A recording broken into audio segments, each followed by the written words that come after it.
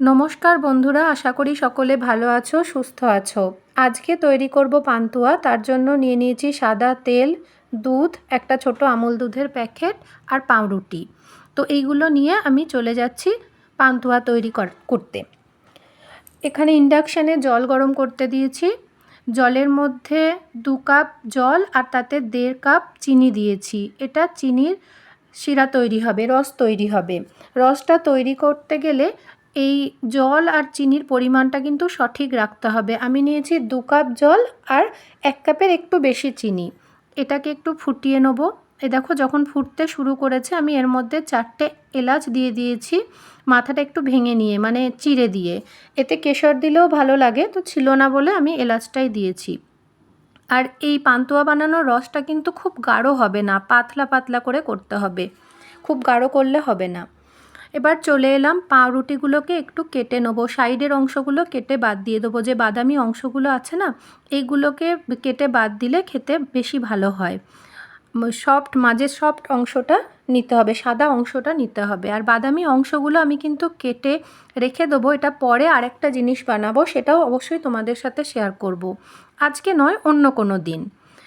আজকে আমি এই মাঝের অংশগুলোকে নিয়ে কিভাবে পান্তুয়া তৈরি করা যায় ঘরে ছোট্ট কম উপকরণে, সেটাই তোমাদের সাথে শেয়ার করতে চলেছি। তো তোমরা আমার ভিডিওটা দেখতে থাকো, আর ভালো লাগলে অবশ্যই কিন্তু একটা লাইক করে দিও, তাহলে আমার উৎসাহটা আরও বাড়বে নতুন নতুন ভিডিও করার জন্য। তো আমি এই পাউরুটিগুলো সবকটা কেটে নেওয়া হয়ে গেছে। পাউরুটিগুলো খুব টাটকা বলে আরও ভালো লাগছে। একটু বাসি বা একটু পুরনো পাউরুটি হলে না জিনিসটা ভালো হয় না, শক্ত হয়ে যায়। এগুলো বেশ নরম আছে, খুব নরম। পাউরুটিগুলো আমি একটু মিক্সিতে গুঁড়ো করে নেব। গুঁড়ো না করলেও হয়, কিন্তু আমি একটু গুঁড়ো করে নিই, তাতে সুবিধা হয়। এরপর আমি এর মধ্যে আমুল দুধটা মিশিয়ে দেবো। দেখো, এই 10 টাকার যে আমুল দুধের প্যাকেটটা আছে গুঁড়ো দুধ, এই গুঁড়ো দুধটা এর মধ্যে মিশিয়ে দেবো পাউরুটির গুঁড়োটার সাথে। এটা না দিলেও হয়, একবারে যে খুবই এসেন্সিয়াল তা নয়, তোমরা মনে করলে দিতে পারো, ইচ্ছা না হলে না দিতেও পারো, স্কিপ করে যেতে পারো এটা।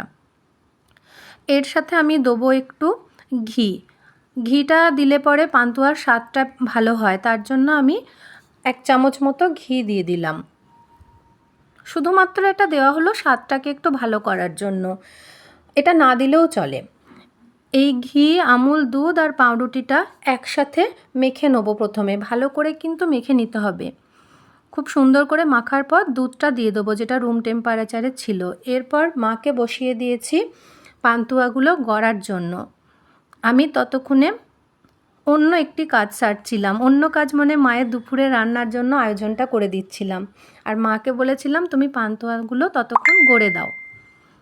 দেখো কত সুন্দর মাখাটা হয়েছে, বুঝতে পারছো? খুব নরমও হবে না, আবার যে খুব শক্ত হবে রুটি করার মতো সেরকমও নয়, মাঝারি একটা মাখতে হবে। তো আমার এখানে পান্তুয়া লম্বা গোল দুরকমই করেছে মা, ভালোই করেছে, দুরকমই স্বাদ নেওয়া যাবে। পান্তুয়াগুলো গড়া হয়ে গেছে, তোমাদেরকে একবার প্লেটটা দেখিয়ে দিই। এরপর আমি ভাজতে চলে যাব।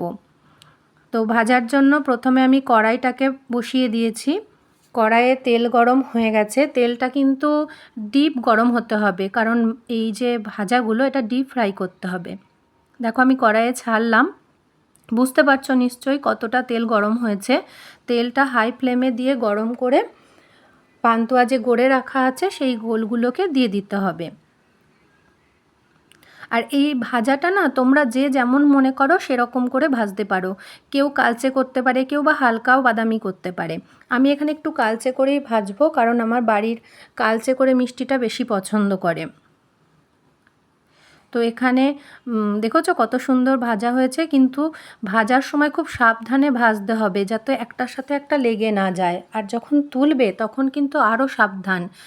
বাই চান্স যদি কেটে যায় বা পাশটা কোনো কারণে ফেটে যায়, যখন চিনির রসে ওগুলো দেওয়া হয় তখন ভেঙে যাওয়ার সম্ভাবনা থাকে, তাই তোলার সময় খুব সাবধানে তোলা উচিত। আমি আবারও দিয়ে দিয়েছি। প্রথমে অল্প করে দিয়েছিলাম, কারণ যদি ভেঙে যায় বা লেগে যায় তার জন্য। আর এটা ভাজার সময় কখনোই কিন্তু খুন্তি ইউজ করবে না। খুন্তি ইউজ করলে ফুটো হয়ে যাওয়া বা গায়ে কেটে যাওয়ার সম্ভাবনা থাকে। এইগুলোর গা যদি কেটে যায় তাহলে রসে ডোবালে কিন্তু ভেঙে যাবে। এটা যখন ভাজা হচ্ছে না, কি অপূর্ব গন্ধ আসছে, আমি কি বলবো। আমাদের কাটোয়াতে একটা প্রসিদ্ধ মিষ্টির দোকান আছে, পরাণের পান্তুয়া। ঠিক যেন মনে হচ্ছে ওই দোকানটার পাশ দিয়ে যাচ্ছি। যখনই ওই দোকানের পাশ দিয়ে যাওয়া হয় সেম এরকম গন্ধ বেরোয়। আসলে কি এটা ঘি দিয়ে মেখেছি তো, তার জন্য মনে হয় ওই রকম গন্ধ আসছে। ওই আমাদের এখানকার মিষ্টির দোকানের পাশ দিয়ে গেলেও সেম এরকম গন্ধ বেরোয়। তো আমার পান্তুয়াগুলো ভাজা প্রায় শেষের দিকে হয়ে গেছে, তবে আরেকটু লাল করে ভাজবো। এটা তো একটু সাদা হয়ে আছে, মানে হালকা বাদামি হয়ে আছে, এটাকে আমি ডিপ লাল করে ভেজে নেব। একটু ভাজা হয়ে গেছে, এবার এগুলো রসে ফেলে দেব। দেখো কতটা ক্রাঞ্চি হয়েছে। চিনির রসের মধ্যে এবার আমি দিয়ে দিয়েছি ভাজা পান্তুয়াগুলোকে। এই শটটা নেওয়া হয়নি দেওয়ার সময়, যখন আমি চিনির রসে দিচ্ছিলাম সেই ভিডিওটা করা হয়নি। এবার আমি চিনির রসটা হালকা করে ফুটিয়ে নেব, খুব বেশি ফোটাবো না। খুব বেশি ফোটালে এগুলো ভেঙে যাওয়ার সম্ভাবনা থাকবে। ফুটিয়ে আমি ঢাকা দিয়ে ইন্ডাকশানটা বন্ধ করে দিলাম।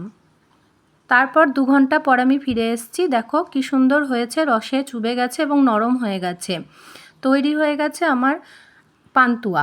গোল আর লম্বা দুরকমই পান্তুয়া। গার্নিশিংটা কেমন হয়েছে বলো। যদি আমার এই ভিডিওটা তোমাদের ভালো লেগে থাকে অবশ্যই লাইক, কমেন্ট আর শেয়ার করবে। আর যারা এখনও আমার চ্যানেলটা ফলো করোনি অবশ্যই ফলো করে নিও, তাহলে আরও নতুন নতুন ভিডিও দেওয়ার জন্য আমার উৎসাহ লাগবে, দিতে ভালো লাগবে। এ নাও, তোমাদের উদ্দেশ্যেও আমি কেটে নিয়েছি মিষ্টিগুলো। নাও, তোমাদেরকে আমি ভিডিওর মাধ্যমেই দিচ্ছি। যার যার ভালো লাগবে অবশ্যই খেয়ে নিও। সকলে ভালো থেকো, সুস্থ থেকো। অসংখ্য ধন্যবাদ।